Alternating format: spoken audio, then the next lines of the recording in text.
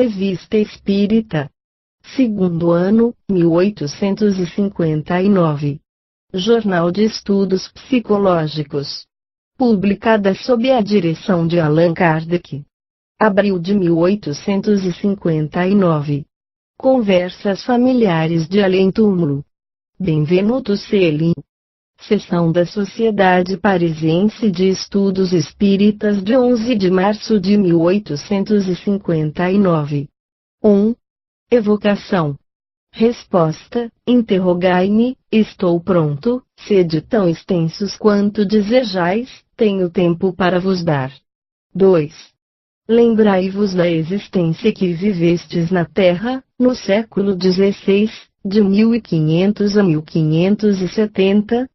Resposta: sim, sim. 3. Qual é, atualmente, a vossa situação como espírito?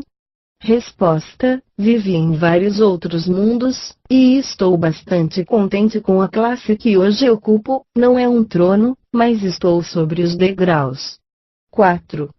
Tivestes outras existências corpóreas, na Terra, depois daquela que conhecemos? Resposta: corpóreas, sim, na Terra, não. 5.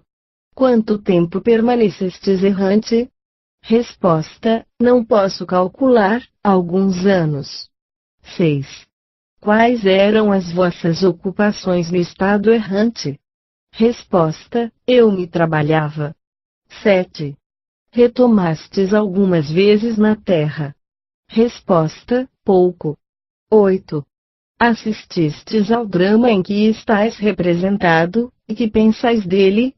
Resposta: fui vê-lo várias vezes, enquanto Cellini, fiquei lisonjeado, mas pouco com o espírito que progrediu. 9. Além da existência que conhecemos, tivestes outras na Terra? Resposta: não, nenhuma. 10. Poderíeis dizer-nos o que eres em vossa existência precedente? Resposta: minhas ocupações eram bem diferentes das que tive em vossa terra. 11. Qual o mundo habitais? Resposta: não o conheceis e não o vedes. 12. Poderíeis dar-nos uma descrição dele, quanto ao físico e ao moral? Resposta: sim, facilmente.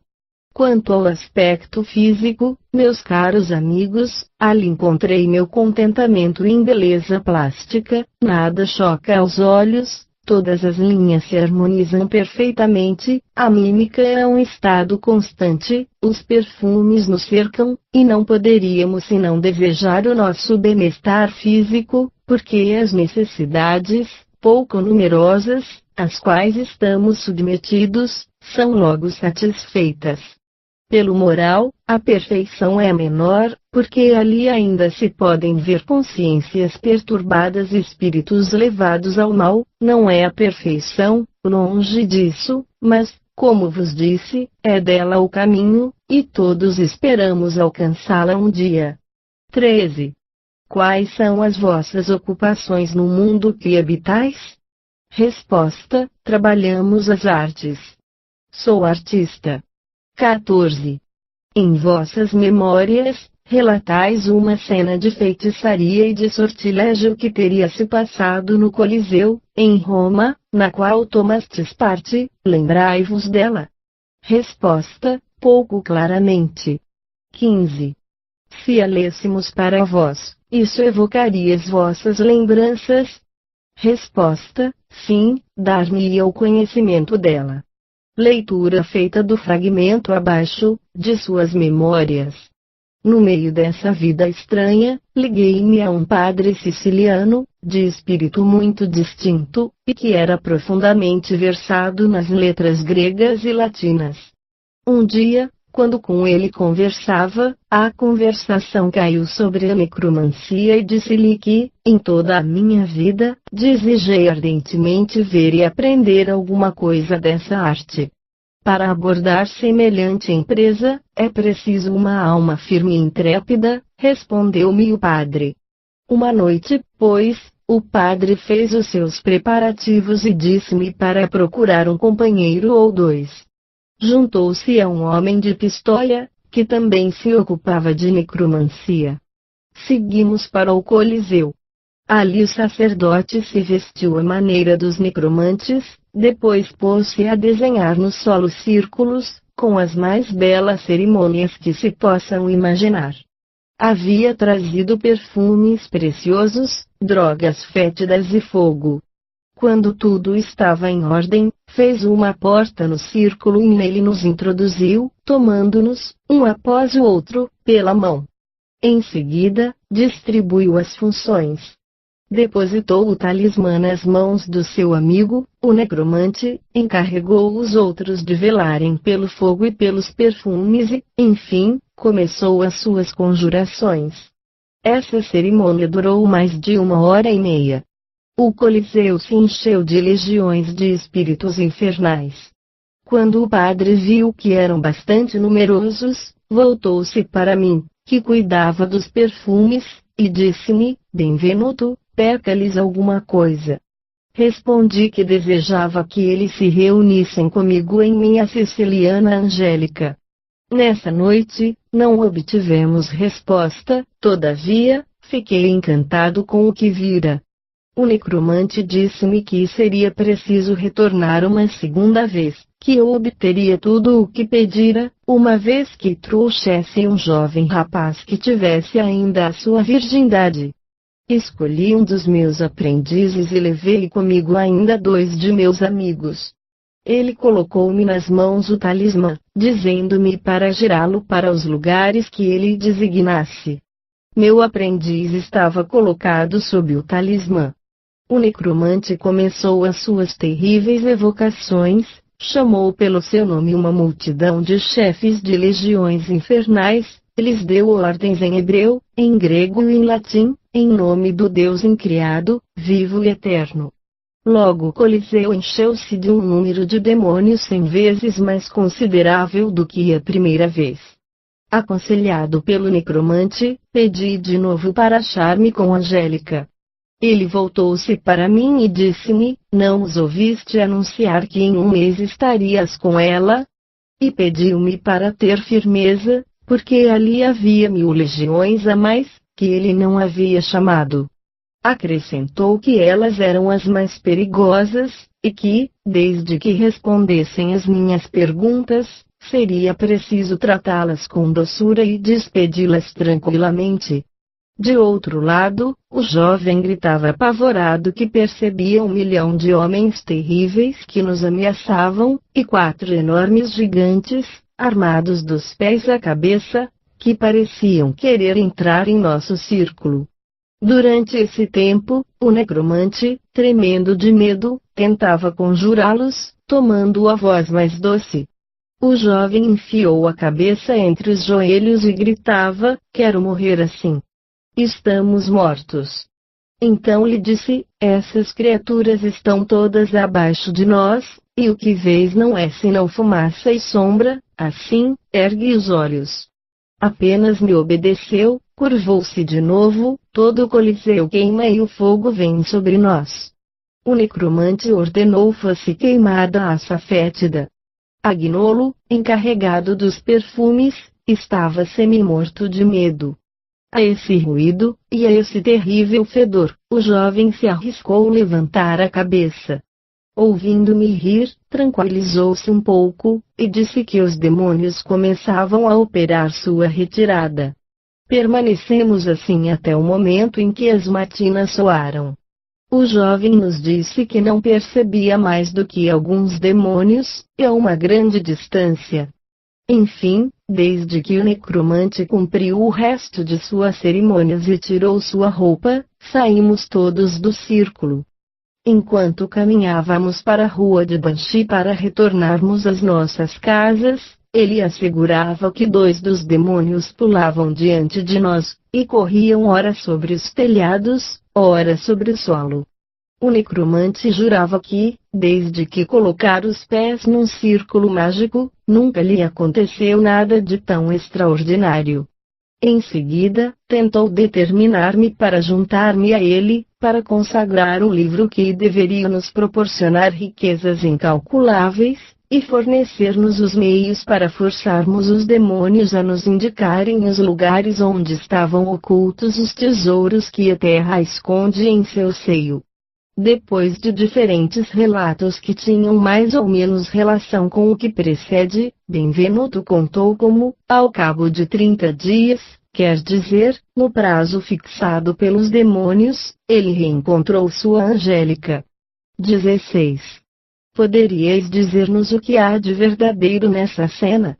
Resposta: o necromante era um charlatão, eu era um romancista e Angélica era minha senhora. 17. Revistes François, vosso protetor? Resposta: certamente, ele reviu muitos outros que não foram seus protegidos. 18. Como o julgastes quando vivo e como julgais agora? Resposta: dir-vos-ei como julguei, como um príncipe, nessa qualidade, cego pela sua educação e sua sociedade. 19. E agora, que dizeis dele? Resposta: progrediu. 20. Foi por amor sincero às artes que ele protegeu os artistas? Resposta: sim, e por prazer e vaidade. 21. Onde está agora? Resposta: ele vive. 22. Na terra. Resposta: não. 23. Se o evocássemos neste momento, poderia vir e conversar conosco? Resposta: sim, mas não forceis assim os espíritos, que vossas evocações sejam preparadas de longa data e, então, tereis pouca coisa a perguntar ao espírito. Assim, vos arriscais muito menos de serem enganados, porque o são algumas vezes, São Luís. 24. A São Luís, poderíeis fazer com que viessem dois espíritos que se falassem? Resposta: sim. 25. Nesse caso, seria útil ter dois médiuns? Resposta: sim, necessário. Nota: esse diálogo ocorreu em uma outra sessão, nós a relataremos em nosso próximo número. 26. A Celine, de onde vos veio o sentimento da arte, que estava em vós, tinha um desenvolvimento especial anterior? Resposta: sim, por muito tempo estive ligado à poesia e à beleza da linguagem. Na Terra, liguei-me à beleza como reprodução, hoje me ocupo da beleza como invenção. 27. Tinhais também talentos militares, uma vez que o Papa Clemente VII vos confiou a defesa do castelo o Santo Ângelo. Todavia, vosso talento de artista não deveria vos dar muito mais aptidão para a guerra. Resposta: eu tinha talento e sabia aplicá-lo. Em tudo, é preciso julgar, sobretudo para a arte militar de então. 28. Poderíeis ditar alguns conselhos aos artistas que procuram caminhar sobre os vossos passos? Resposta: sim, dir-lhes-ia simplesmente para se ligarem mais do que não o fazem, e que eu mesmo não o fiz, a pureza e a verdadeira beleza, eles me compreenderão. 29. A beleza não é relativa e de convenção? O europeu se crê mais belo que o negro e o negro mais belo que o branco. Se há uma beleza absoluta, qual lhe é o tipo? Poderíeis dar-nos a vossa opinião a esse respeito? Resposta: de bom grado. Não tencionei fazer alusão a uma beleza de convenção, muito ao contrário, o belo está por toda parte, é o reflexo do espírito sobre o corpo, e não somente a forma corporal.